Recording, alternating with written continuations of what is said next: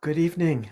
Good evening. Welcome to Mill Valley Zen online, sometimes international. Nice to see everyone. Uh, so tonight, really again, a very, I think, beautiful and dense and accessible reading called Ordinary Mind and Buddha Mind from Not Always So. And I think what he's saying is you may think you're an ordinary human being with ordinary problems, ordinary possibilities, and an ordinary life. And this is true. We're all ordinary. We're all born. We work, we love, we struggle. We get up, we fall down, and we die. But more difficult to understand and more difficult to experience and embody is that you are extraordinary, that you are not merely you. You are the result of an event from more than 13 billion years ago, which we call the Big Bang, which was followed by a most mysterious coalescing of matter and energy. And here on this tiny planet that we call Earth, in the midst of billions of stars and planets, we humans came to be, and as the result of molecules forming complex structures. We don't experience it, but we are a most remarkable work in progress.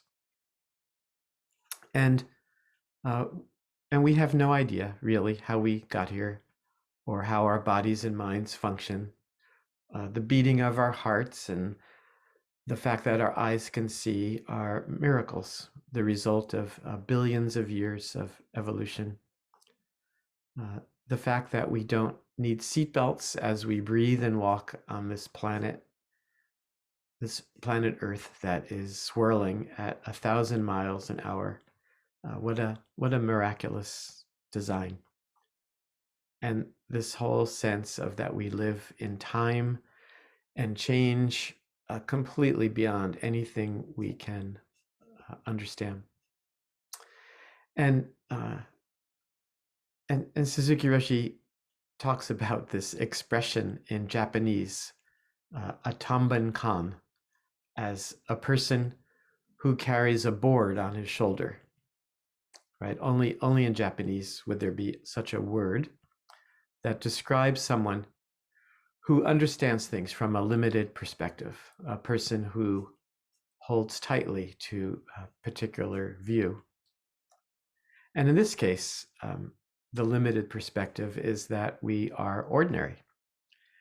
And he says, when you remove the board that you carry on your shoulder, you can see and feel and experience that you are also holy, sacred, connected to the cosmos with vast abilities, including the ability to shape our own reality.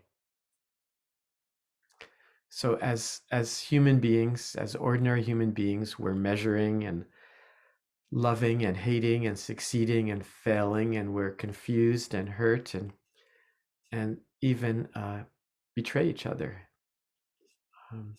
But as sacred beings, we can literally feel the feelings of others. We can see from others' perspectives. We can help, comfort, heal each other, cultivate greater understanding, and cultivate kindness, sincerity, and compassion. And I think there's so much about what he's saying here that is so timely and relevant to the world that we live in, right? Imagine if uh, we could all embody this sense of not only being ordinary, but being sacred and holy in how we relate to ourselves, how we show up in our families and in our politics and in the world, that we couldn't possibly talk to each other and treat each other the way that we do. So I think this message is not just for the Zen students, but there's something about how do we become messengers to help live and influence and spread such a message. So from this reading, he says, when you have perfect composure in your practice, you include everything. You are not just you. You are the whole world or the whole cosmos. So when you sit, when you do this meditation practice, you are an ordinary human and you are Buddha. Before you sit, you may stick to the idea that you are ordinary. So when you sit, you are not the same being as you were before you sit. And I couldn't help but look up the poem from William Blake, where he says, to see a world in a grain of sand and a heaven in a wildflower, hold infinity in the palm of your hand and eternity in an hour.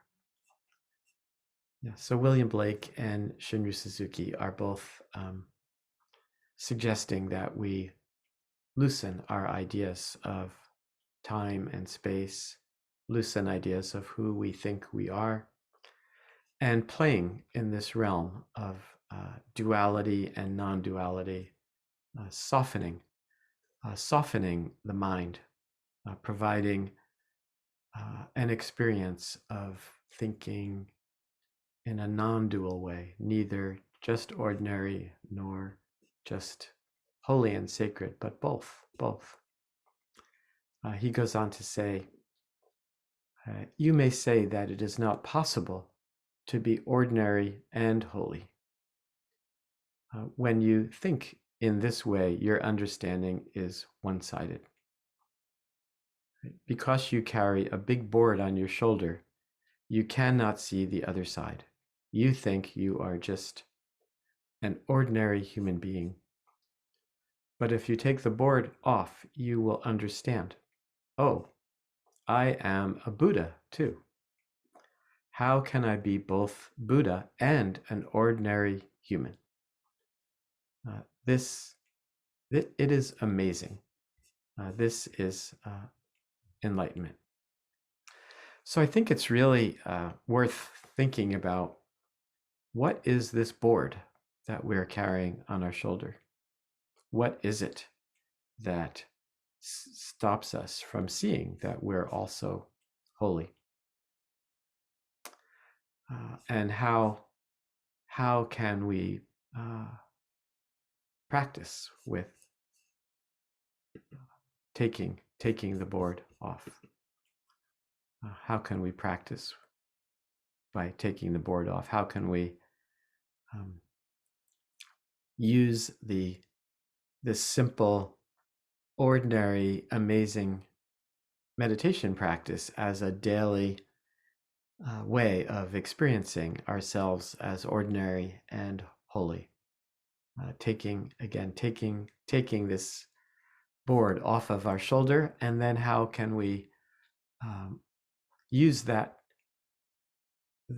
knowing, that feeling, that deepen that experience that we can bring into our lives.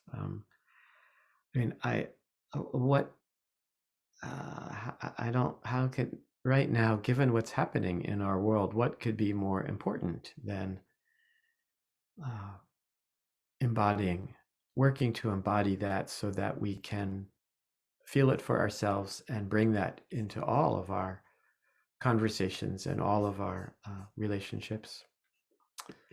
And he, just a few other sentences from this reading.